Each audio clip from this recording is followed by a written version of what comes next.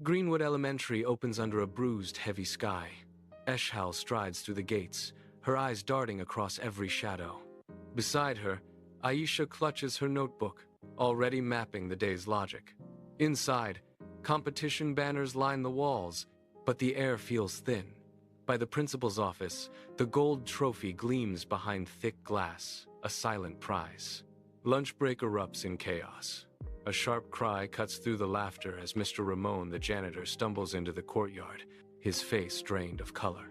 The trophy case stands wide open, hollow and bare. Mrs.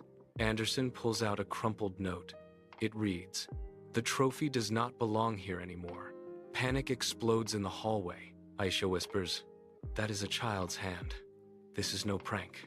Ayesha nods, her gaze fixed on the lock. It was a planned strike. Mrs. Anderson pulls the sisters into her office, her voice low and urgent. 3 hours until the ceremony. Find it. Eshaal meets her gaze, a sharp nod her only promise. Back at the scene, Ayesha kneels. She inspects the metal latch, her brow furrowing in deep thought. "No scratches," she says, tracing the frame with her finger. The lock is pristine. Whoever did this had the key. The mystery of the inside job begins. Ayesha held the note under the hallway light. The handwriting was jagged and uncertain, clearly from a child no older than 8. Eshaal turned sharply, her brow furrowed. "Why would a child steal a trophy?" she whispered. Ayesha met her gaze firmly. Find the motive, and the culprit appears.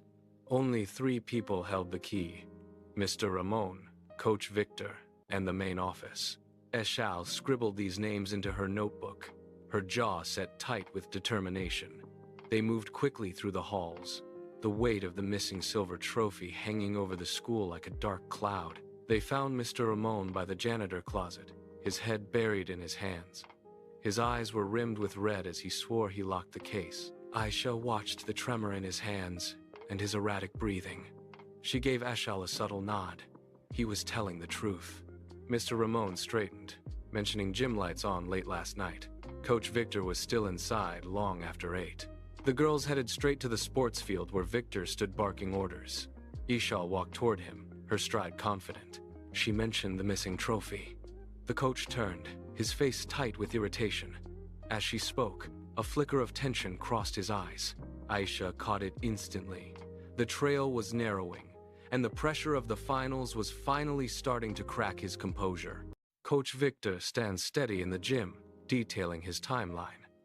3 witnesses, a final walk past the trophy case, then home. Ayesha tracks every flicker of his eyes. He is nervous, yes, but it is the raw tension of a man desperate for a win, not the jittery guilt of a thief. He is innocent, Ayesha whispers, but he is hiding something. The sisters retraced the building's layout, scanning every sight line they missed. Near the end of the hallway, Ayesha freezes. Through a window, she spots a small boy alone in the side courtyard. He sits motionless, head buried in his hands, ignoring his lunch. It is not mere sadness. It is the crushing weight of a secret. Eshaal notes he is a new student, barely 8 years old. Ayesha's gaze drops to his shoes, caked in fresh, dark mud from the garden path beneath the trophy window.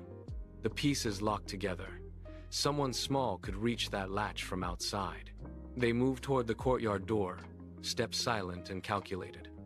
They approach the bench where the boy remains hunched, unaware. Beside him, his backpack lies open. A sliver of gold glints in the afternoon like the missing trophy. The clock ticks down. A heartbreaking truth sits on that bench, waiting to be revealed. Witness the conclusion this Saturday as Eshaal and Ayesha confront a reality that shatters before it heals.